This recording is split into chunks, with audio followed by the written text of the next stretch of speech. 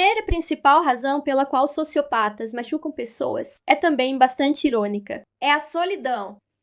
Então, as ações que afastam as pessoas vêm de um anseio por amor, carinho e atenção. Durante a infância, muitas pessoas do cluster B tiveram que suportar abuso, abandono ou famílias frias e insensíveis que punem emoções e encorajam a negligência. Uma boa forma de eu descrever essa solidão é imaginando uma pessoa do lado de fora de uma janela, olhando para dentro. Estamos em um mundo que não nos entende e, inicialmente, nós não o entendemos. Podemos ver felicidade e pertencimento. Podemos ver alegria e emoções às quais não estamos acostumados. Nós queremos o mesmo sentimento que todos os outros têm. Quando não sentimos isso, fingimos, e isso se torna cansativo e exaustivo. Se não fingirmos, as pessoas começariam a nos odiar e o isolamento seria ainda mais intensificado. Essencialmente, isso garantiria que permanecêssemos solitários, já que ninguém gostaria de estar perto de nós. Amargura e falta de empatia, remorso e o desenvolvimento de tédio e violência podem ter resultados catastróficos. Sociopatas de baixo funcionamento acham incrivelmente difícil ficar sozinhos. É incrivelmente difícil reconhecer a origem dessa solidão e não se culpam por seu comportamento antissocial e frequentemente ilegal. Eles explodem todas as oportunidades e não têm responsabilidade. Um sociopata ou psicopata de alto funcionamento irá se basear nas experiências acumuladas e reconhecer como melhor navegar por elas. Conseguimos nos controlar na maior parte do tempo, mas eventualmente rachamos e decidimos fazer as pessoas sentirem o que sentimos. Isso provavelmente seria um ataque planejado, que causaria destruição em massa. Mas às vezes lutamos para conter os impulsos e o tédio. Comparativamente, focamos no objetivo final, enquanto sociopatas de baixo funcionamento não estendem sua visão além do momento presente. Por exemplo, Ted Bundy calculou seu plano para se vingar de sua ex-namorada por causar-lhe imensa solidão e executou um plano ao longo de 2 anos inteiros. Um sociopata de funcionamento mais baixo não teria essa paciência ou habilidade. Eles provavelmente explodiriam mais cedo e não tramariam isso tão bem. A segunda razão pela qual sociopatas machucam pessoas é por causa de sua falta de empatia. A razão pela qual machucamos pessoas é que isso nos ajuda a sair na frente. Em um ambiente corporativo ou competitivo, não vemos pessoas como pessoas. As vemos como alvos ou obstáculos em nosso caminho. E frequentemente a solução mais fácil é simplesmente eliminar a competição com o máximo de força e agressão possível. Espalhar rumores ou outras informações negativas que podem ou não ser verdadeiras, manipulação psicológica, bajulação às custas de outros, ser falso e manipulador, e fazer afirmações e alegações completamente chocantes, que não têm base na realidade, são apenas uma pequena quantidade de táticas. Tive que apunhalar muitos amigos pelas costas, e quer dizer muitos, e estava cercada por homens com traços de ASPD. Embora não seja algo para se vangloriar, pelo menos eu não era tão ruim quanto o cara que traiu a própria mãe. Criar uma atmosfera de medo com ameaças implícitas e esquemas desonestos nos permite assumir o controle do poder e usá-lo de forma a intimidar competidores de nos cruzarem.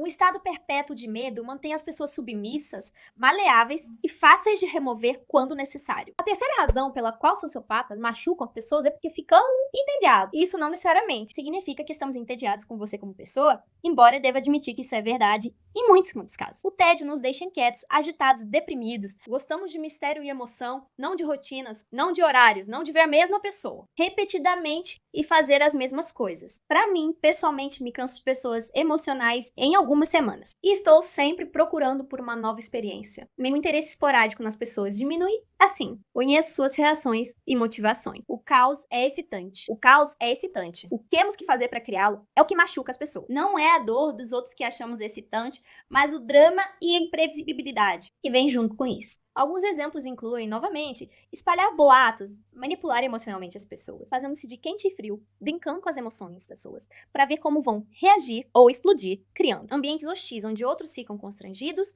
triangulando ou colocando pessoas umas contra as outras, para assistir, iludindo pessoas oferecendo falsas promessas de amor e afeto, e a destruição cruel de seus desejos e necessidades. A quarta razão é nossa necessidade inerente de ter controle e a capacidade de descartar outros cruelmente. Não há melhor maneira de manter uma pessoa submissa e alerta do que mostrar e com que facilidade. Ela pode ser substituída ou descartada. Este ciclo começa durante a fase de bombardeio de amor. Nós realmente ficamos empolgados quando conhecemos pessoas novas. Tendemos a exagerar nisso porque não conseguimos autorregular amor e alegria. No entanto, esse amor e afeto passam muito rapidamente, e é aí que nosso interesse se torna uma arma. A melhor maneira de explicar essa parábola é imaginar amor e atenção como um chuveiro. Inicialmente, para nós, a torneira está aberta no máximo para a pessoa nova. E ela sente todo o nosso amor e gestos de bondade. Coisa a deteriorar-se ao ponto onde elas começam a implorar por simples gotinhas de nossa atenção e ficam gratas por atos cada vez menores de nossa parte. Gostamos desse controle e usaremos sempre que pudermos, pois cria uma sensação de onipotência.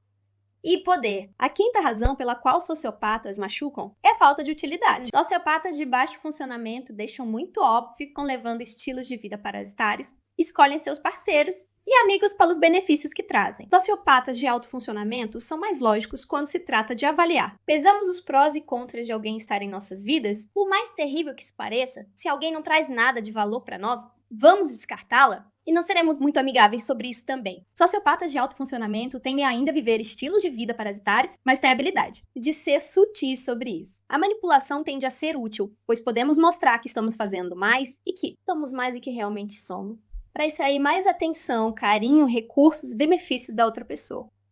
Isso significa que não precisamos de força ou violência física quando pessoas de baixo funcionamento precisam.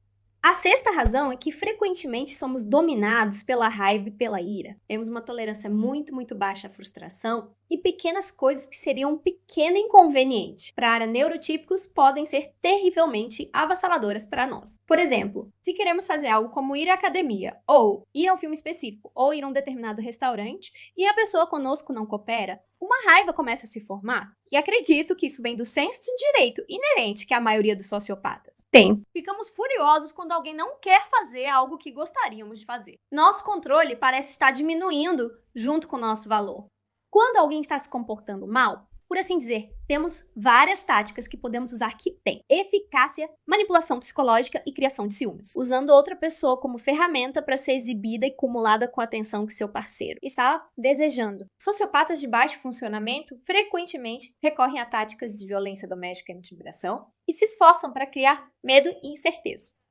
Eles também não permitem que a outra pessoa fale ou expresse seu ponto de vista. Isso eventualmente leva à frustração, obediência e privação da autoestima e do amor próprio. A sétima razão é simplesmente que os sociopatas não se importam, se cansam de manter uma fachada. Para ser direto, pessoas com TPAs têm dificuldade, vê outras pessoas como seres humanos totalmente autônomos que têm necessidades, desejos e ambições. Tendemos a acreditar que o mundo é, bem, nosso e nossas. Necessidades superam as dos outros. As pessoas às vezes são vistas como objetos inanimados, conquistas, bens passivos ou obstáculos, como mencionei anteriormente.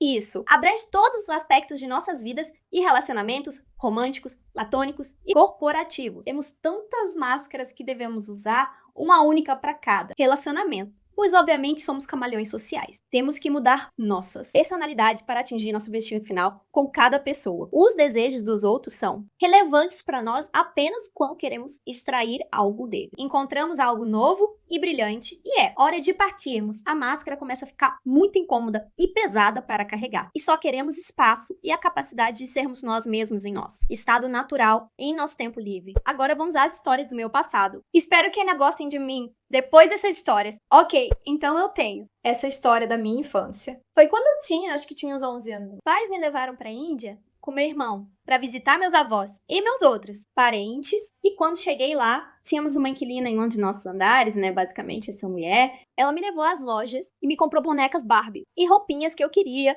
E eu fiquei muito feliz. Eu realmente não entendo o raciocínio por trás do que fiz. Mas quando cheguei em casa e tinha todos os meus brinquedos, minhas roupas e coisas que ela havia comprado, eu escrevi uma carta para ela e não foi uma carta boa.